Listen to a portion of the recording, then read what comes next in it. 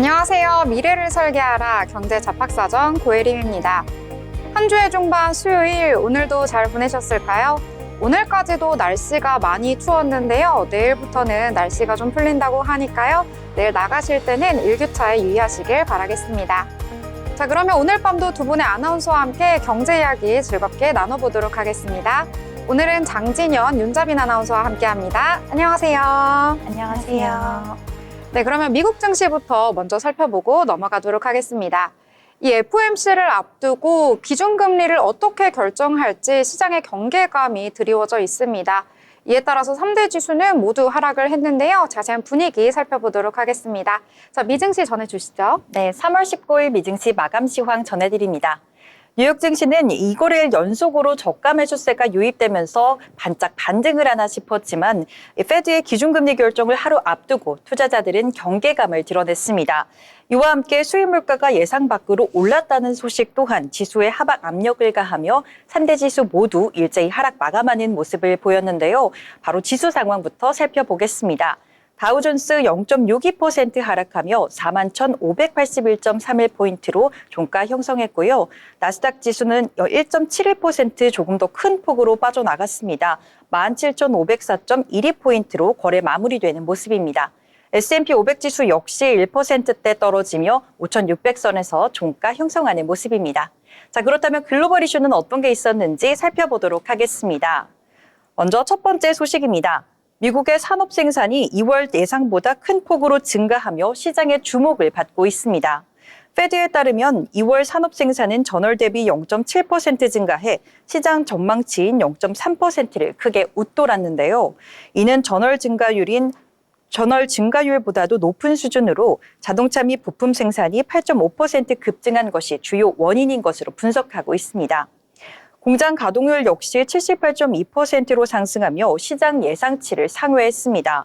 산업 생산은 작년 9월부터 11월까지 3개월 연속 감소세를 보였지만 12월 이후 3개월 연속해서 증가하고 있는데요. 전문가들은 트럼프 대통령이 추진했던 멕시코, 캐나다산 차량에 대해 25% 관세 부과를 앞두고 자동차 제조사들이 선제적으로 생산을 앞당겼을 가능성이 크다고 분석했습니다. 한편 기업들의 생산 증가로 인해 수입 물가도 예상보다 높은 상승률을 기록했습니다. 미 노동부에 따르면 2월 수입 물가는 전월 대비 0.4% 상승하며 시장 예상치였던 보합 수준을 넘어선 것으로 보였습니다. 다음 소식도 살펴보겠습니다. 도널드 트럼프 미국 대통령과 블라디미르 푸틴 러시아 대통령이 현지 시간 18일 전화통화를 갖고 러시아와 우크라이나 간 에너지 및 인프라 분야에서 우선 휴전하는 데 합의했습니다. 전쟁이 3년 넘게 이어지는 동안 처음으로 일부라도 포성이 멈출 계기가 마련됐다라는 점에서 의미가 있다는 평가가 나오고 있습니다. 백악관은 두 정상이 우크라이나 전쟁의 평화적 해결과 휴전 필요성에 대해 논의했으며 지속적인 평화를 통해 분쟁을 종식해야 한다는 데 동의했습니다. 또한 흑해 해상에서 휴전 이행과 전면적 휴전 및 영구 평화에 관한 협상을 중동에서 즉시 시작하기로 했다고 발표했는데요. 그러나 일각에서는 이번 합의를 두고 푸틴 대통령이 전쟁에서 유리한 고지를 점하기 위해 시간을 벌려는 전략적 판단일 수 있다는 분석 또한 나오고 있는 상황입니다. 바로 세 번째 소식까지 살펴보겠습니다. 스콧 베센트 미국 재무장관이 18일 폭스뉴스 인터뷰에서 미국이 불공정하다고 판단하는 무역 관행을 중단하는 국가들은 상호관세를 피할 수 있다라고 언급했습니다. 베센트 장관은 오늘 4월 2일 미국은 각국에 대한 관세 명단을 발표할 거라며 관세와 비관세 장벽 그리고 환율 조작과 불공정 자금 지원, 노동 억압 등을 중단한다면 미국도 관세 장벽을 세우지 않겠다고 이같이 말했습니다. 특히 일부 국가들은 이미 불공정한 관세를 낮추겠다고 제안한 것으로 전해졌습니다. 인도의 경우 고급 오토바이와 위스키에 대한 관세를 인하했으며 자동차, 화학제품, 의료기기 등의 수입 관세를 추가로 낮추는 방안을 검토 중입니다. 베센트 장관은 4월 2일 전에 협상이 타결되거나 관세 부과 명단을 받은 국가들이 이후 미국과 협상에 나설 가능성이 크다고 덧붙였습니다.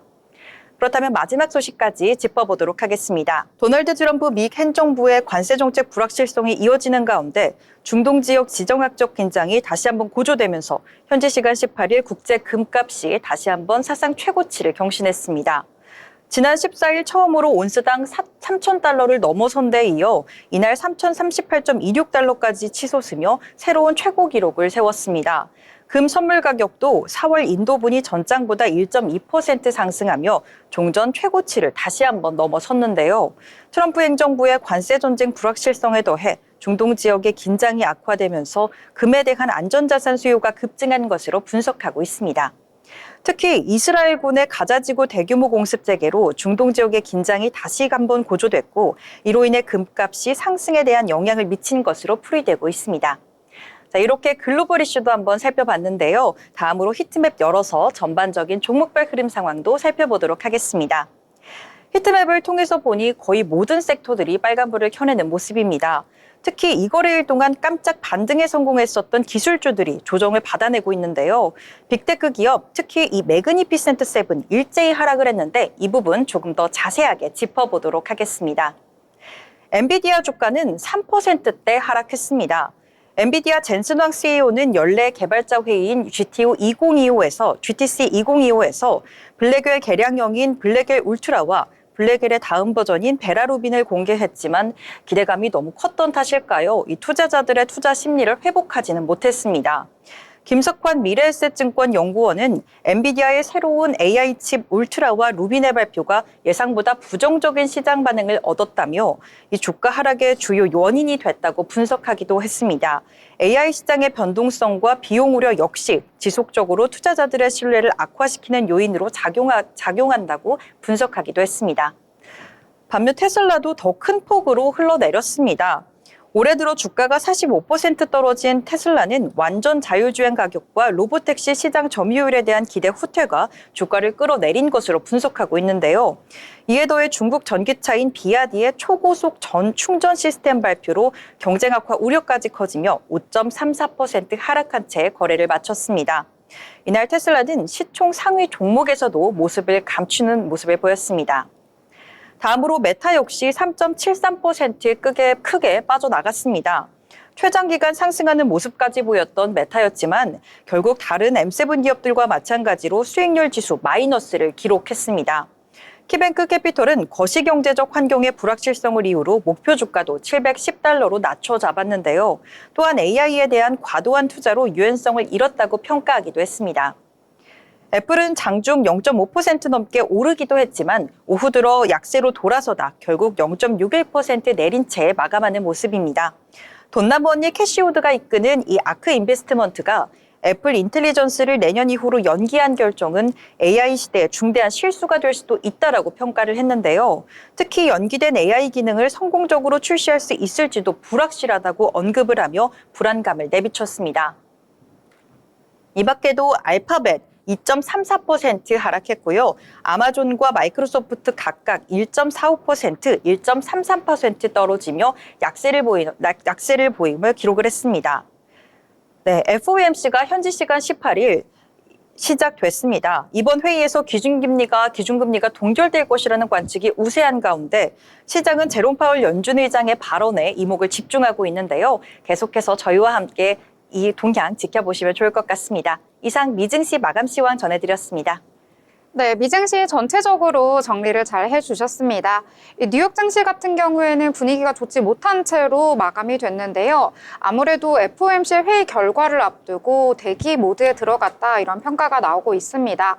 계속해서 지금 회의를 하고 있고요. 또 연준의 수정 발언, 또 제롬 파월 연준 의장의 기자회견에 어떤 발언을 내놓을지 시장은 기다리고 있습니다. 이에 따라서 앞으로의 또 뉴욕 증시 어떻게 흘러갈지 방향성 잡을 수 있을 것 같으니까요. 이러한 내용 추가적으로 나오는 대로 정리한 뒤에 전해드리도록 하겠습니다. 자, 그러면 이번에 저희 기업에 대해서 한번 알아볼 시간인데요. 자, 자빈 아나운서 어떤 내용인가요? 네, 저도 10년 넘게 이 기업의 휴대폰을 사용하고 있는데요. 바로 애플입니다. 애플은 1976년 미국의 작은 차고에서 시작됐습니다. 스티브 잡스와 스티브 워즈니악은 캘리포니아의 차고에서 애플 컴퓨터를 설립했는데요. 스티브 잡스가 폭스바겐 벤을 팔아 초기 자금을 마련했다는 일화는 유명하죠. 워즈니악은 애플 1을 설계했고 잡스는 제품의 상업적 가능성을 인식하고 시장에 내놓는 데 중요한 역할을 했습니다. 그래서 초창기 기술 분야에서는 스티브 워즈니악의 비중이 상당했다고 볼 수 있겠죠. 스티브 잡스와 스티브 워즈니악은 사람들이 집에서 사용할 수 있는 컴퓨터를 만들고 싶었습니다. 그래서 애플 1을 만들었고, 이 컴퓨터는 사람들이 직접 조립해서 사용할 수 있는 단순한 형태였습니다. 애플 1의 후속작으로 애플 2를 출시했는데요. 내장 키보드와 모니터 연결을 제공했으며 컬러 그래픽을 지원해 흑백 화면만 가능했던 애플 1보다 한층 진보한 제품이라고 볼 수 있겠습니다. 1984년 애플은 매킨토시라는 컴퓨터를 출시했습니다. 이 컴퓨터는 사용하기 아주 쉬웠는데요. 마우스를 사용하고 화면에 있는 아이콘을 클릭해 사용할 수 있었죠. 인정받기 시작한 매킨토시와는 반대로 회사에는 갈등이 발생합니다.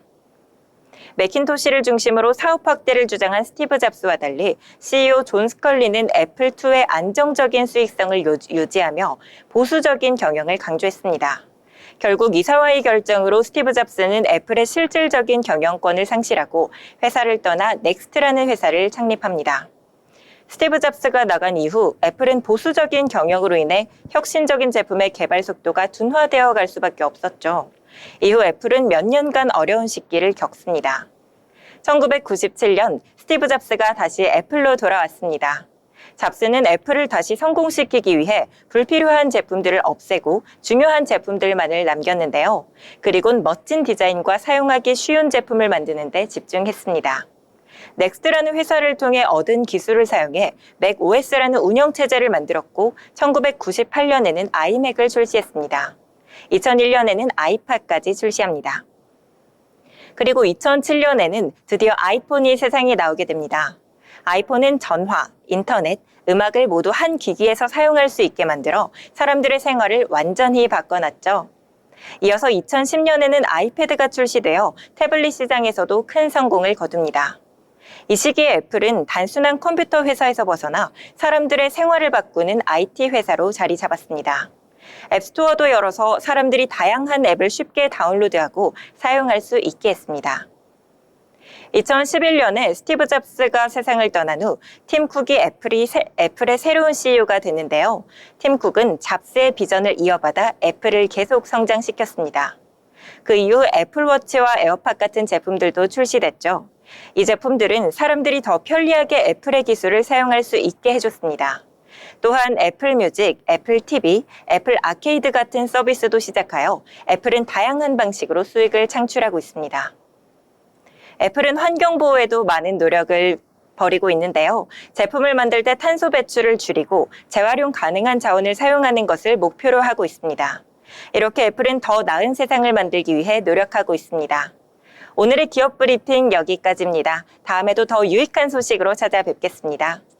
네, 오늘은 애플에 대해서 함께 알아봤습니다. 저도 10년 넘게 애플의 제품을 사용을 했었는데요. 이 애플의 주가 같은 경우에는 작년 말에 고점을 형성한 뒤에 올해 들어서는 좀 주가가 하향세를 보이고 있습니다.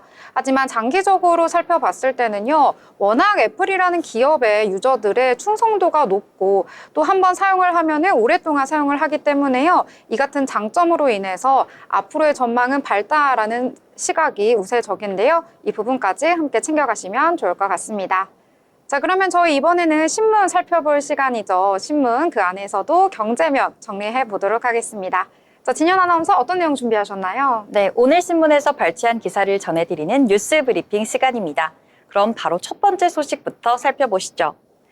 미국 트럼프 행정부가 다음 달 2일 전 세계를 대상으로 상호관세 부과를 공식화하며 한국을 무역 적자국으로 지목했습니다. 미국 백악관 국가경제위원회의 캐비넷 위원장은 유럽, 중국, 한국에 대한 무역 적자가 지속되고 있다며 미국 기업들이 경쟁하기 어렵다고 설명했습니다. 해실 위원장은 무역 장벽을 낮추지 않는 국가에 대해서는 관세를 부과하겠다라고 강조하며 장벽을 모두 낮추면 협상은 끝날 것이라고 덧붙였습니다. 이에 대해 한국의 비관세 장벽에 대한 미국의 불만이 제기되고 있으며 농업부문 위생검역, 디지털 통상 장벽, 중국산 철강의 우회 수출 문제 등이 언급되고 있습니다. 트럼프 대통령은 최근 자동차 업계 최고 경영자들과의 회의에서 안전벨트를 매라며 관세 철회 의사가 없음을 재확인하기도 했습니다. 또한 자동차 관세 유예 조치가 결국 관세 부과로 전환될 것이라고 밝혔는데요. 한편 백악관은 국가별 맞춤형 관세 부과 방안을 검토 중이며 개별 국가마다 세율을 따로 매길 가능성이 높아 적용까지는 6개월 이상 소요될 것으로 보여지고 있습니다. 두 번째 소식입니다. 도널드 트럼프 미국 대통령이 시진핑 중국 국가주석의 방미 가능성을 언급하면서 미중 관세 전쟁의 향방에 관심이 쏠리고 있습니다.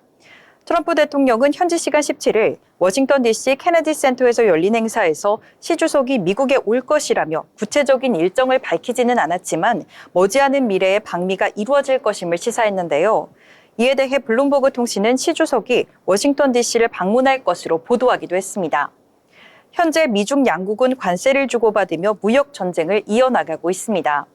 미국은 지난달 4일 중국산 제품에 추가 관세 10%를 부과했으며 중국도 이에 맞서 미국산 제품에 보복 관세를 적용했습니다.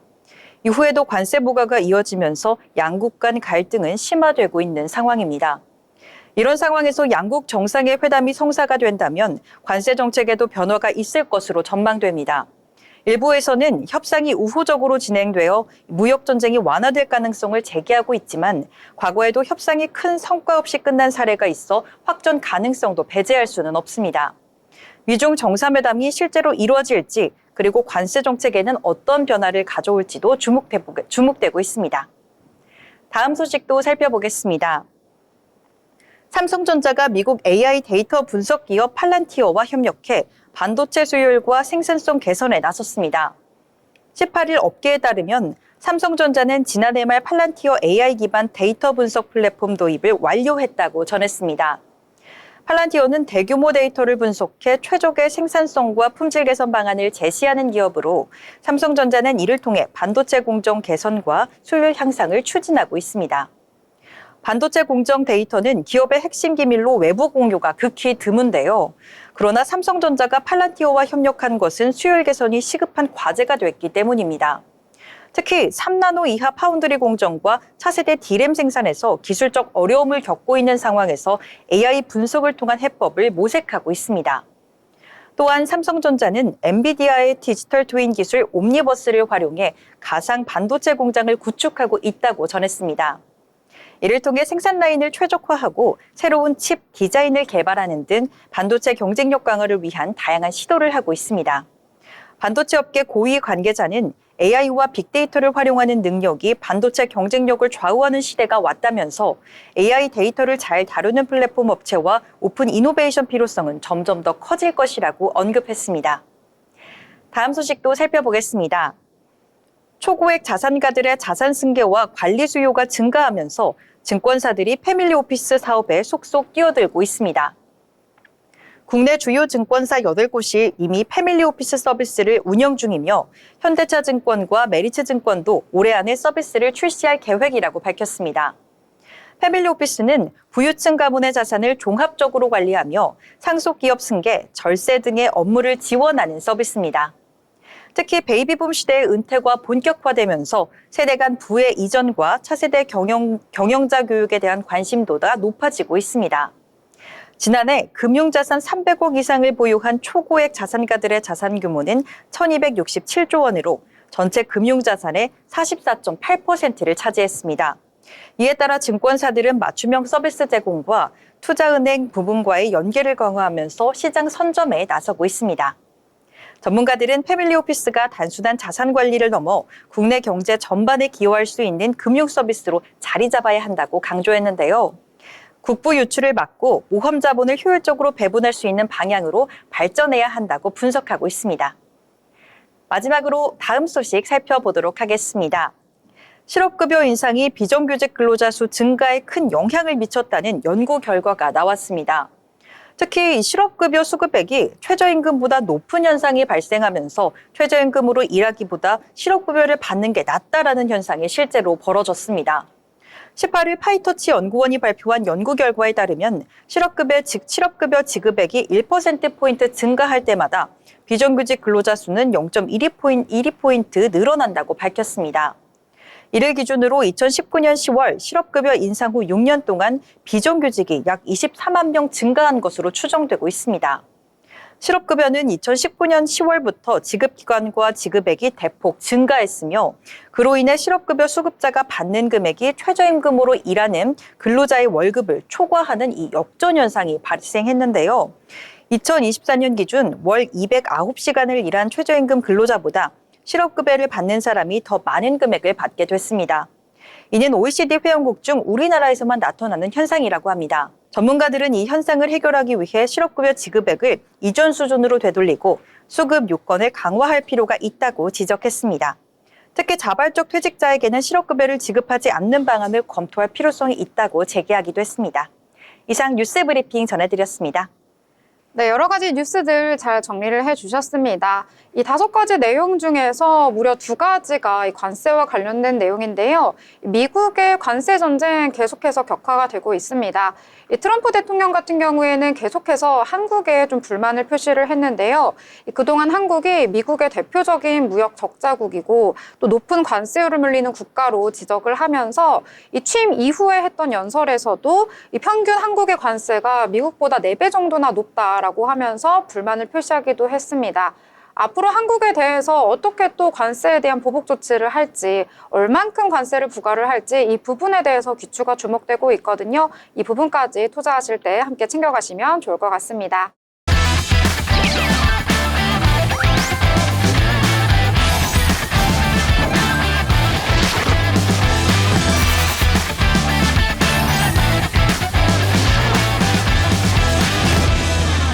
네, 이번 시간은 돈을 잘 벌고 싶은 고수가 되고 싶은 아나운서들이 모여서 경제 이야기, 증시 이야기 함께 나눠보도록 하겠습니다. 자, 먼저 국내 증시부터 살펴보고 넘어가려고 하는데요. 이 국내 증시 같은 경우에는 코스피와 코스닥 엇갈린 분위기 속에서 마감이 됐습니다. 이 코스피 같은 경우에는 전거래일 대비 0.62% 오르면서 마감했는데요. 2628선에서 거래를 마쳤습니다. 이 코스피 시장에서는 오늘도 외국인과 기관 매수가 유입이 됐습니다. 외국인은 3천억 원 넘게, 기관 같은 경우에는 2,800억 원대 매수 우위를 보였는데요. 이 장중 내내 매수 물량을 더욱더 늘려가면서 마감을 했다라고 보실 수가 있겠습니다. 오늘 같은 경우에는 이 코스피에서 금융투자라든지 연기금 쪽의 매수도 함께 들어와줬다라고 보실 수가 있겠고요. 이 코스닥 같은 경우에는 오늘 장중 내내 파란불 켜는 모습이 많이 보였습니다. 오늘 거의 저점 라인에서 마감을 했는데요. 1% 가까이 떨어지면서 마감됐습니다. 전일 대비 0.96% 하락하면서 738선에서 거래를 마쳤습니다. 이 코스닥 같은 경우에는 상승 종목이 688개, 하락 종목이 886개여서요. 하락한 종목이 훨씬 더 많았던 시장이었는데요. 역시 수급적으로 살펴보더라도 외국인과 기관 모두 동반 매도 포지션 잡았다라고 보실 수가 있겠습니다. 특히 기관 같은 경우에 매도 물량이 많진 않았는데 외국인 같은 경우에는 계속해서 장중 내내 매도 물량을 키워갔다라고 보실 수가 있겠습니다. 이 시가총액 상단에 위치한 종목들도 역시 보시면은요, 코스피와 코스닥 확연히 다른 분위기 속에서 오늘 마감하는 모습 나타났습니다.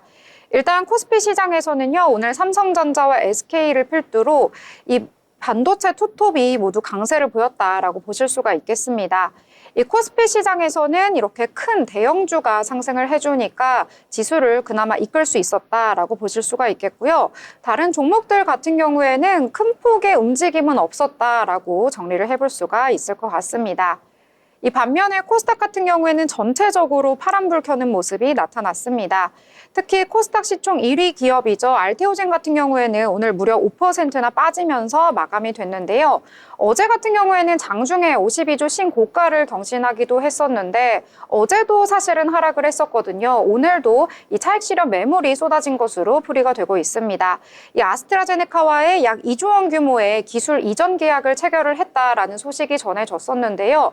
주가가 급등한 이후에 연일 좀 하락세다라고 보실 수가 있겠습니다.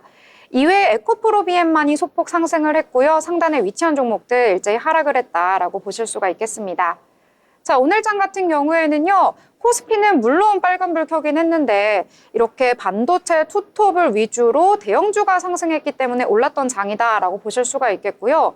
그렇게 크게 오른 그런 테마와 종목들이 많이 없었다라고 보실 수가 있겠습니다. 코스닥 같은 경우에는 내린 종목도 훨씬 많았기 때문에 어떤 종목과 테마에 집중을 해야 좋을지 방향성 찾기가 굉장히 어려우셨을 것 같은데요. 자, 그럼에도 오늘 장에 대해서 여러 가지 이야기 나눠보면서 어떻게 내일 장을 또 기다려야 할지 함께 얘기 나눠보도록 하겠습니다. 자, 진현 아나운서, 오늘은 일단 맛있는 이야기를 해본다고요? 네, 혹시 두 분은 좋아하는 라면 있으신가요? 저는 신라면, 건면을 가장 좋아합니다. 다이어트를 혹시 하셔서 그런 건가요? 저는 다이어트는 뭐 평생 하고 있는데 건면이 좀 더부룩함이 덜하더라고요. 좀 혹시 저는 네. 진라면 매운맛 굉장히 좋아합니다. 매운 거 좋아하시면 혹시 가장 매운 라면 이것도 혹시 좋아하시나요? 혹시 제가 아는 그 불닭볶음면인가요? 맞습니다. 네. 이 불닭볶음면에 관련된 제가 삼양식품을 다시 한번 들고 왔는데요. 이 삼양식품은 제가 이전 방송에서 이 리포트로도 소개해드린 적이 있는 종목입니다.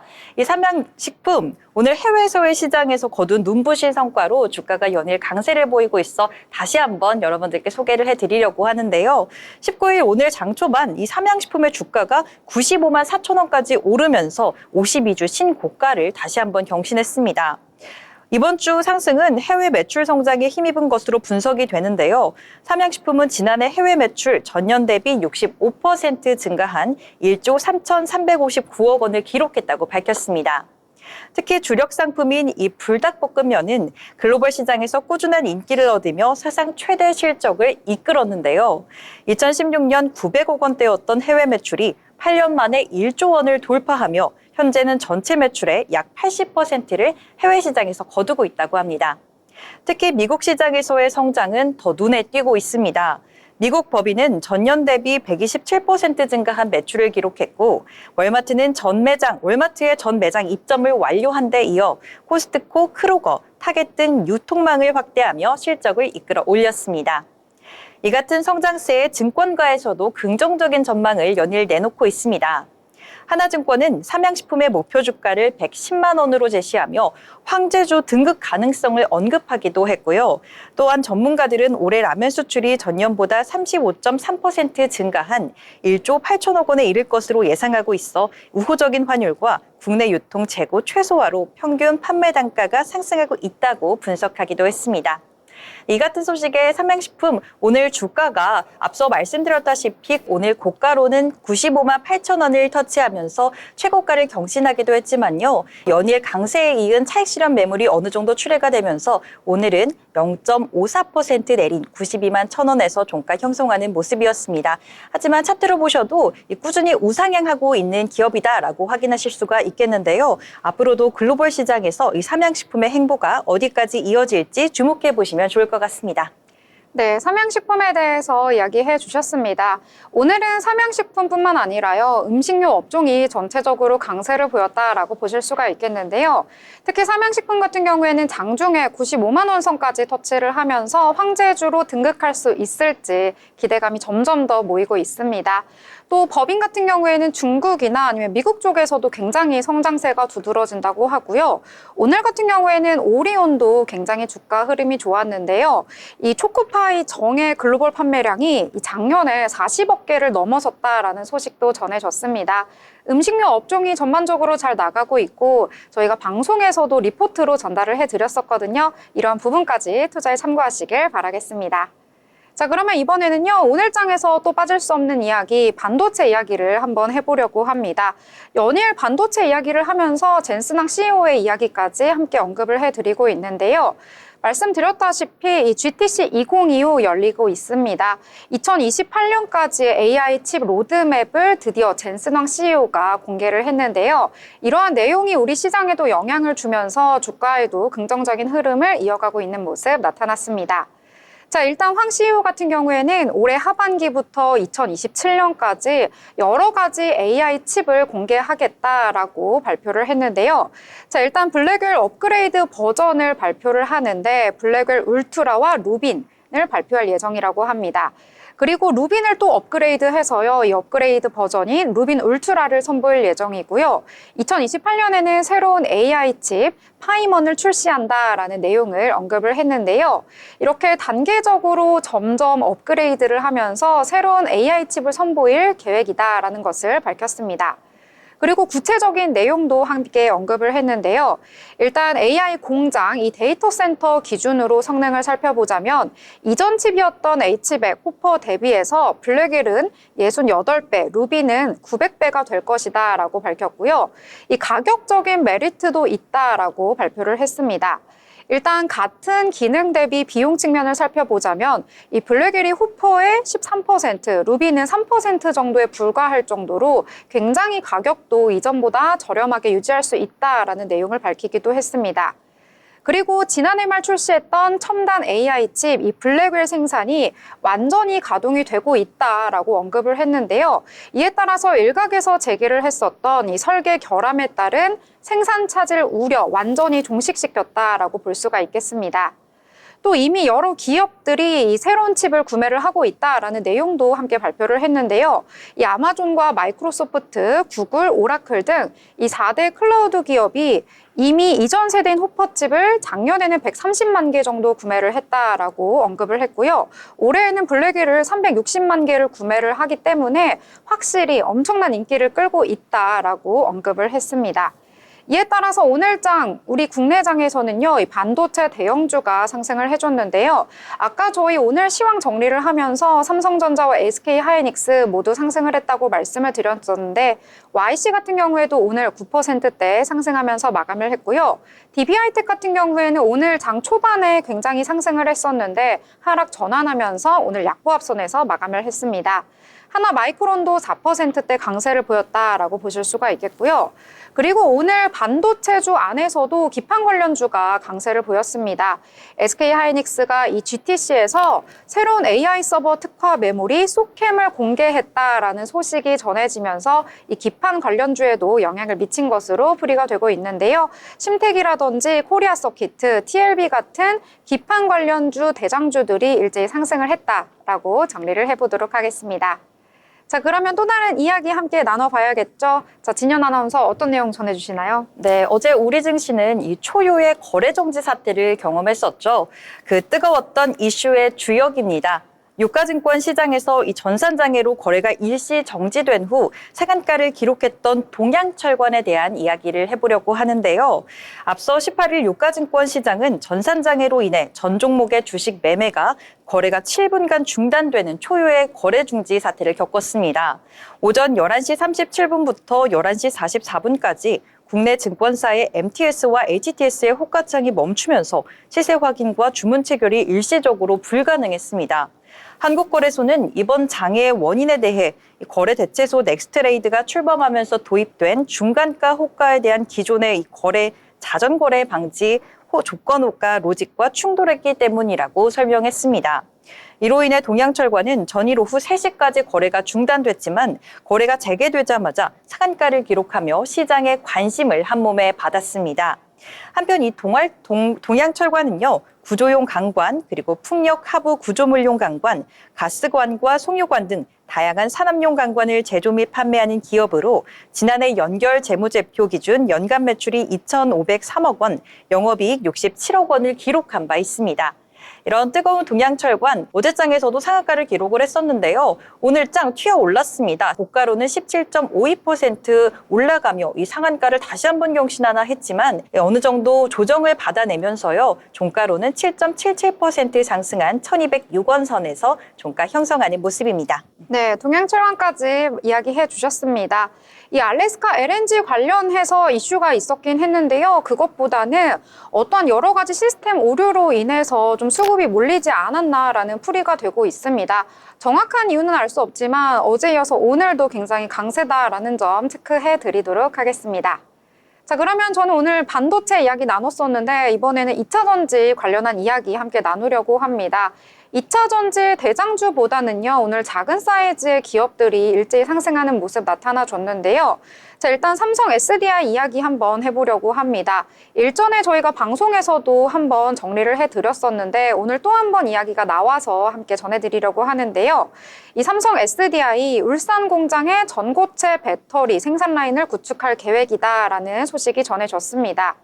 자, 일단 구체적으로 살펴보자면요. 현재 수원 연구소 내에 전고체 배터리를 시험 생산할 수 있는 파일럿 라인을 가지고 있는데요. 이 추가적으로 울산에 이보다 규모가 훨씬 더 큰 마더 라인을 생산할 계획이다라는 내용을 전하기도 했습니다. 자, 일단 상반기 중에 투자에 나설 것으로 전해지고 있는데요. 자, 일단 얼마 전 소식이었죠. 24일에 2조 원 규모의 유상증자를 추진하겠다라고 밝혔다라는 소식 저희가 방송에서도 언급을 해드렸습니다. 자, 이 중에 2조 원 중 약 4,500억 원 정도가 이 전고체 배터리 설비 투자에 나설 것으로 예정이 되어 있는데요. 이 초기에는 파우치형 전고체 배터리를 생산하기 위한 설비를 구축할 예정이고요. 이 추후에는 각형 전고체 배터리 생산 설비를 순차적으로 만들겠다라는 소식을 전하기도 했습니다. 이 전고체 배터리 같은 경우에는 2차 전지 내에 있는 용어 중에 하나인데요. 이 꿈의 배터리라고 불리기도 합니다. 이 기존의 리튬이온 배터리에서 액체 전해질을 고체로 바꾼 것이 바로 이 전고체 배터리인데요. 이 높은 에너지 밀도와 안정성을 제공하기 때문에 꿈의 배터리로 불리고 있는데 아직 기술이 완벽하게 발전하진 않았다라고 보실 수가 있겠습니다. 자, 이 같은 소식 속에서 오늘장에서는 MOT를 비롯해서 대주전자재료, 유일에너테크 같은 종목들이 각광을 받았는데요. 최근 들어서 2차 전지 다시금 꿈틀꿈틀 주가가 오르나 싶긴 한데 대형주보다는 작은 사이즈 기업 위주로 주가가 움직이고 있다라는 점 체크해 보시면 좋을 것 같고요. 이 글로벌적으로도 살펴보자면 비아디 같은 경우에는 주가가 연일 상승을 하고 있는데 이 미국의 테슬라 같은 경우에는 약세 보이고 있다라는 점도 함께 챙겨가시면 좋을 것 같습니다. 자, 그러면 또 다른 내용들 함께 다뤄보도록 하겠습니다. 자, 진현 아나운서, 이번엔 또 어떤 내용일까요? 네, LG화학이 1분기 시장 기대치를 웃도는 호실적을 기록할 것이다라는 전망이 나오면서 오늘 주가 강세를 보여 한번 가져와 봤습니다. 이날 이동욱 IBK 투자증권 연구원은 기업 분석 보고서를 통해 LG화학의 1분기 영업이익이 1,910억 원을 기록하며 전분기 대비 흑자 전환할 것으로 전망했는데요. 이는 시장 기대치였던 615억 원을 크게 웃도는 수준입니다. 주력 사업 부문의 실적 개선이 기대되는 가운데 석유화학 부문은 전분기 대비 적자가 줄어들 전망입니다. 이 연구원은 업황의 급격한 변동은 제한됐지만 구조조정 효과가 나타났고 또 고부가 제품군이 견고한 수익성을 유지하고 있다라며 분석했는데요. 첨단 소재 부문도 높은 성장성을 보일 것으로 예상된다고 합니다. 연구원은 영업이익이 1,255억 원으로 전분기 대비 161.4% 증가할 것이라며 일회성 비용이 제거되고 또 원재료 투입과 제품 판매 시점 차이로 인한 역레깅 효과가 또 감소한 점이 주요 원인이라고 설명했습니다. 또한 에너지솔루션은 부문 역시 흑자 전환이 기대가 되고 있습니다. 영업이익 1,084억 원을 기록하며 전분기 대비 개선될 것으로 보여지는데요. 이는 메탈 가격 안정화로 인한 스프레드 개선과 약 3천억 원 규모의 재고 관련 일회성 비용 제거가 영향을 미친 것으로 풀이되고 있습니다. 차트로 한번 살펴보시면요. 오늘 이 LG화학 시가로는 2.38% 올라오며 23만 7천 원으로 출발을 했습니다. 종가로는 가장 크게 올랐습니다. 4.54%까지 올라와주며 24만 2천 원 선에서 종가 형성하는 모습입니다. 네, LG화학 같은 큰 종목이 그래도 오늘장에서 올라줬다 이렇게 보실 수가 있겠고요. 이런 내용들 함께 챙겨드리도록 하겠습니다. 이번에는 저희가 매일매일 한 인물에 대해서 알아보는 시간인데요. 자, 오늘도 어떤 인물을 전해주실지 너무 궁금합니다. 자, 자빈 아나운서 어떤 인물인가요? 네, 인물로그 시간입니다.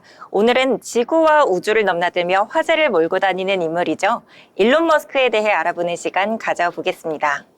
일론 머스크는 남아프리카 공화국 출신으로 어릴 때부터 천재성을 보였습니다. 특히 무언가에 꽂혀 생각하기 시작하면 주변에서 말을 걸어도 듣지 못했다고 합니다. 그런 그를 보며 의사는 자폐증을 의심했는데요. 다행히도 머스크는 문제없이 학교에 진학했고 우수한 성적을 받곤 했습니다. 청소년 시기를 지난 후 일론 머스크는 자신의 꿈을 이루기에 아프리카 대륙은 너무 좁다고 판단했습니다. 그는 먼저 캐나다 시민권자였던 어머니의 도움을 받아 캐나다로 향했습니다. 캐나다 온타리오에 위치한 퀸스 대학교에 입학해 2년간 물리학을 전공하다가 미국 펜실베니아 대학교에 편입하여 물리학과 경제학을 전공했습니다. 1995년 물리학 박사를 취득하기 위해 세계 최고 대학인 스탠퍼드 대학교에 입학했지만 이틀 만에 자신이 학교에서 더 배울 게 없음을 깨달았습니다. 결국 머스크도 다른 천재들과 다름없이 대학을 자퇴하고 인터넷과 청정에너지 그리고 우주라는 원대한 꿈을 실현하기 위해 고작 24세의 나이에 창업에 뛰어들게 됩니다. 가장 먼저 그의 손에서 탄생한 회사는 인터넷을 기반으로 지역 정보를 제공하는 집투였습니다. 창업 4년 만인 1999년 머스크는 집투를 2,200만 달러, 한화로 약 265억 원에 매각하며 28세라는 젊은 나이에 백만장자 대열에 합류했습니다. 그때 거둬들인 자금으로 머스크는 미국 최대 결제 서비스 페이팔의 전신인 X닷컴을 설립했고 경쟁사인 콘피니티와 합병한 이후 사명을 페이팔로 바꿔 회사를 키워나가기 시작합니다. 이런 페이팔의 성장 가능성을 본 온라인 쇼핑몰 이베이는 2002년 페이팔을 무려 15억 달러에 인수했고 당시 약 11%의 페이팔 지분을 가지고 있던 머스크는 약 1.7억 달러, 한화 약 2천억 원에 이르는 자본을 소유한 청년 연쇄 사업가로 이름을 떨치게 됩니다. 물 부족, 환경 문제 등으로 인류가 지구에서 평생 살 수 없을 거라고 판단한 그는 화성으로 사람들을 이민시키는 원대한 화성 프로젝트를 구상하기 시작합니다. 초창기 그의 아이디어는 수분 봉급용 젤에 작은 식물들을 채운 작은 온실을 만들고 나사를 통해 이를 화성에 보내는 화성 오아시스 프로젝트였습니다. 하지만 이에 만만치 않은 비용이 든다는 걸 알게 된 머스크는 직접 로켓을 만들어 화성으로 발사하기 위해 스페이스X를 설립했습니다. 보통 우주 비행에 드는 비용 중 대부분은 로켓 발사 이후 수거 과정에서 폐기되는 로켓의 제작비인데 이 비용을 절약하고자 머스크는 온전한 형태로 회수할 수 있는 획기적인 로켓 시스템을 개발하기 시작합니다. 지금껏 정부가 아닌 민간 기업이 유인 우주선을 발사한 사례는 스페이스X가 처음입니다. 어쩌면 머지않은 미래에는 일론 머스크가 꿈꾸는 화성 이주가 실제로 이루어질 것도 같습니다. 우리에게 잘 알려져 있는 기업은 바로 테슬라죠. 대부분의 사람들이 머스크를 테슬라의 설립자로 알고 있는데 머스크는 마틴 엠버허드, 마크 타페닝이 설립한 테슬라에 대규모 자본을 투입하여 창업자의 지위를 인정받은 경우입니다. 내연기관 중심이었던 자동차 산업이 전기자동차로 이동하며 머스크의 테슬라는 나스닥 시장에 상장한 지 10년여 만인 2020년 6월 시가총액 1위의 자동차 업체에 등극합니다. 많은 사람들이 일론 머스크가 창업한 회사로 잘못 알고 있는 건 테슬라뿐만이 아닙니다.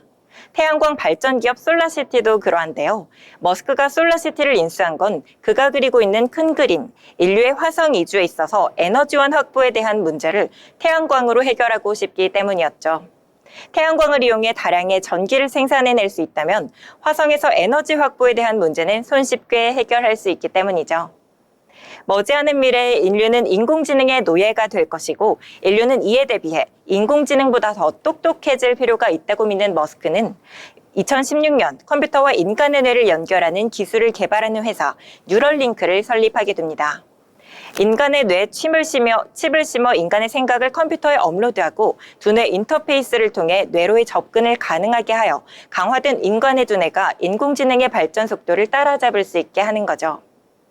혁신의 아이콘으로 각광받는 일론 머스크, 물론 종종 기행으로 논란의 중심에 서기도 했지만 화제성만큼은 그 누구도 부정할 수 없을 것 같습니다. 오늘의 인물 브리핑 여기까지입니다. 다음에도 더 흥미로운 인물 이야기로 찾아뵙겠습니다. 네, 오늘 흥미로운 인물이죠. 일론 머스크에 대해서 함께 알아봤습니다. 자, 이번에는 리포트 알아볼 시간인데요. 어떤 내용 준비하셨을까요? 네, 오늘 저는요, 우리나라의 IT 양대 산맥 가면 바로 떠오르실 겁니다. 바로 최근 이 네이버와 카카오에 대한 이야기를 해보려고 하는데요. AI 기술이 빠르게 발전하면서 IT 기업들은 AI를 활용해 비즈니스 모델을 변화시키고 있다고 합니다. 오늘 제가 가져온 리포트, 이 AI 지칠 시간 없이 달려라는 이 재밌는 밈을 이용한 제목의 유진증권, SK증권의 리포트입니다. 네이버는 AI를 핵심 성장 동력으로 삼아 온 서비스 AI 전략을 추진하고 있습니다. 이를 통해 검색, 광고, 커머스 등 핵심 사업에 AI를 도입해 사용자 경험을 개선하고 수익을 극대화하는 것이 목표라고 하는데요. 조금 더 자세하게 들여다보자면 크게 세 가지 전략으로 나눠볼 수가 있겠습니다. 먼저 AI 맞춤형 쇼핑 서비스 네이버 플러스 스토어입니다. 올해 3월 12일 네이버는 AI 기반 맞춤형 쇼핑 서비스인 네이버 플러스 스토어를 별도 앱으로 출시했습니다. 기존 네이버 쇼핑이 검색 중심이었다면 플러스 스토어는 탐색과 발견 중심의 플랫폼으로 진화했는데요. 이 앱은 AI 기술을 활용해 사용자의 쇼핑 이력과 관심사를 분석하고 맞춤형 상품을 추천하는 기능을 제공합니다. 또한 AI 구매 가이드 기능을 통해 제품 비교 및 추천 정보를 제공하며 사용자별 맞춤형 할인 혜택까지 자동으로 추천한다고 합니다. 두 번째는 이 수수료 개편과 커머스 시장의 변화입니다. 네이버는 오는 6월 2일부터 수수료 체계를 개편할 예정입니다. 기존에는 검색을 통한 유입에 따라 수수료를 부과했지만 앞으로는 유입 여부와 관계없이 거래 기준으로 수수료를 책정하는 방식으로 변경됩니다. 이에 따라 블렌디드 테이크 레이트, 즉 종합 수수료율이 약 1%포인트 상승할 것으로 예상되며 올해 하반기 약 1,600억 원의 추가 매출 효과가 기대됩니다. 세 번째로는 배송 경쟁력 강화도 눈에 띕니다. 네이버는 네이버 배송이라는 새로운 서비스를 도입해 지금 배송, 새벽 배송, 오늘 배송 등과 같은 다양한 배송 옵션을 제공하고 있습니다. AI 기반 물류 관리 시스템을 통해 배송 효율성을 극대화하고 있으며 네이버는 이러한 AI 기반 커머스 전략으로 긍정적인 전망을 보이고 있습니다. 다음으로 카카오의 AI 전략을 살펴보도록 하겠습니다. 카카오는 글로벌 AI 기업들과 협력하여 AI 서비스를 확장하고 있습니다. 특히 오픈 AI와 협력해 한국형 AI 에이전트를 개발하고 있으며 이를 카카오톡, 커머스, 금융 서비스 등에 적용할 계획이라고 밝혔는데요. 조금 더 자세하게 들여다보시죠. 먼저 카카오는 자체 AI 모델 카나나와 비용 효율화를 내세웠습니다.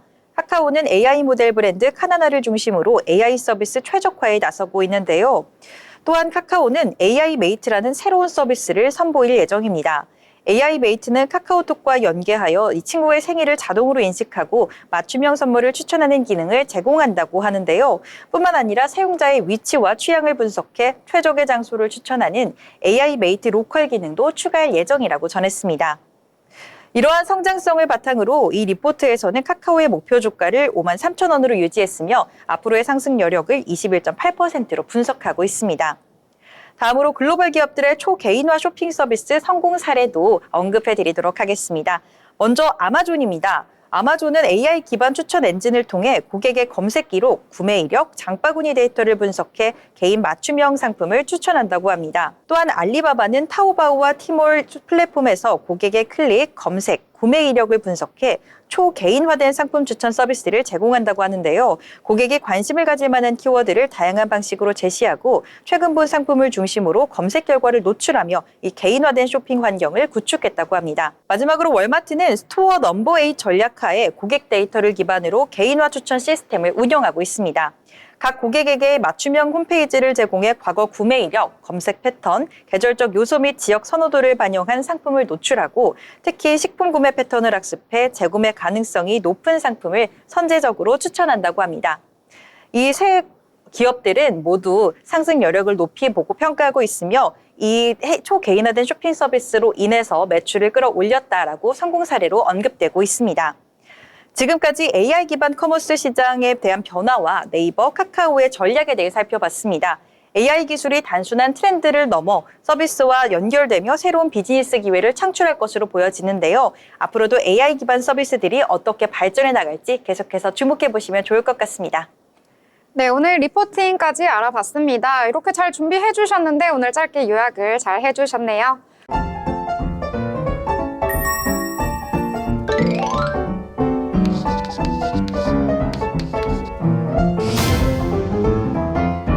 네, 오늘 장에 대해서 다양한 이야기들 함께 나눠봤습니다. 이번에는 한 줄로 한번 정리를 해보려고 하는데요. 자, 자연 아나운서 오늘 어떻게 정리하면 좋을까요? 네, 오늘 우리 증시는 왔다 갔다 하면서 그렇게 또 좋은 모습 보여주지는 못했던 것 같은데요. 그래도 내일부터는 이제 날도 풀리면서 정말로 봄 날씨가 찾아온다고 하니까요. 우리 증시에도 봄이 찾아왔으면 좋겠습니다. 네, 제가 자빈 아나운서인데 진현 아나운서랑 섞어서 자연 아나운서라고 불렀는데요. 괜찮습니다. 죄송합니다. 그러면 진짜 진현 아나운서 오늘장 어떻게 정리하면 좋을까요? 네, 저는 오늘 점도표 주목이라고 정리를 한번 해보고 싶은데요. 우리 시간으로 새벽 3시면 이제 FOMC의 이틀간에 걸친 회의를 끝내고 드디어 모두가 기다리던 결과가 공개가 됩니다. 금리는 동결될 것으로 많은 전문가들이 예측하고 있는데 그런 만큼 함께 공개될 점도표와 그리고 경제 상황에 대해서 조금 더 주목해 보시면 좋을 것 같습니다. 네, 금리 동결될 것을 페드에서 99%로 예측하고 있더라고요. 아마 그대로 가지 않을까라는 생각이 드는데요. 자, 저는 오늘 지수는 상승을 했는데요. 오른 종목은 그다지 많지가 않습니다. 그래서 당황스러운 오늘장 이렇게 정리해 보도록 하겠습니다. 자, 저희 방송 여기서 마무리 짓도록 하고요. 저희는 내일 방송으로 다시 찾아뵙도록 하겠습니다. 시청해주신 여러분 고맙습니다.